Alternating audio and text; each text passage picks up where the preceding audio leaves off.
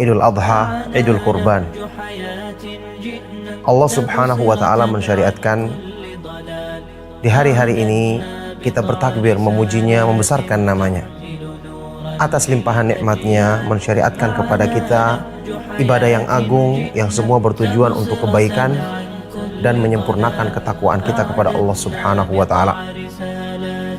Walitukabbirullaha ala ma hadakum wa la'allakum tashkurun, dan agar kalian membesarkan nama Allah, mengagungkannya atas hidayah yang diberikannya kepadamu, supaya kalian menjadi orang-orang yang selalu bersyukur.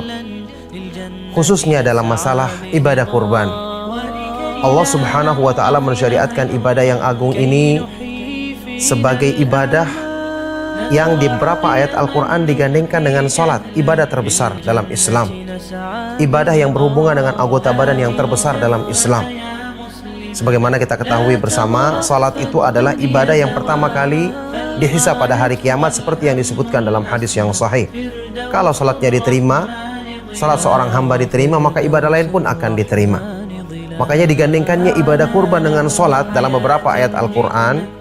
Fasalli li rabbika wanhar, dirikanlah sholat karena Allah dan berkurbanlah, sembelilah sembelihanmu karena Allah. Qul inna salati wa nusuki wa mahyaya wa mamati lillahi rabbil alamin. Katakanlah, sesungguhnya salatku, sembelihanku, kurbanku di jalan Allah, hidupku dan matiku hanyalah untuk Allah Subhanahu wa Ta'ala semata-mata, tidak ada sekutu baginya.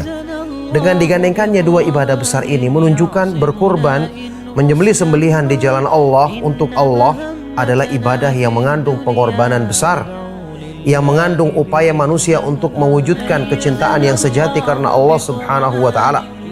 Bahkan di dalam Al-Quran, ketika Allah Subhanahu wa Ta'ala menyebutkan hakikat hikmah disyariatkannya ibadah kurban untuk mewujudkan keikhlasan, kecintaan sejati karena Allah, ketaatan yang sungguh-sungguh karena Allah, Allah Subhanahu wa Ta'ala berfirman, la yanalallaha luhumuha wala dima'uha walaki yanaluhu taqwa minkum.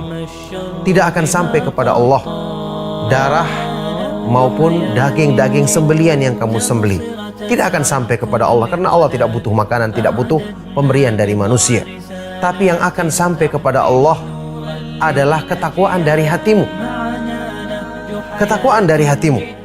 Di sini juga yang dimaksud dengan firman Allah Subhanahu wa Ta'ala di ayat yang lain dalam surat Al-Hajj, dzalika wa may yu'azzim sya'airallahi fa innaha min taqwal qulub.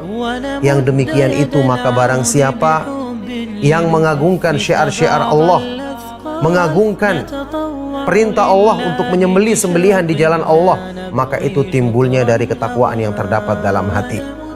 Oleh karena itu, ma'asyiral muslimin rahimakumullah, Allah memerintahkan kita berkurban bukan untuk menghabiskan harta kita, bukan untuk menghamburkan harta kita, bukan untuk menjadikan uang kita habis dengan menyembelih sembelihan kemudian kita bagi-bagikan kepada orang miskin, termasuk kita makan untuk diri kita sendiri.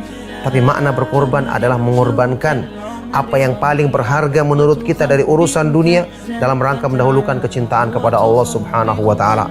Makna berkorban adalah berjuang menundukkan hawa nafsu di jalan Allah untuk membuktikan keikhlasan kita, kesungguhan kita untuk mendekatkan diri kepada Allah Subhanahu wa Ta'ala. Inilah hikmah terbesar disyariatkannya kurban.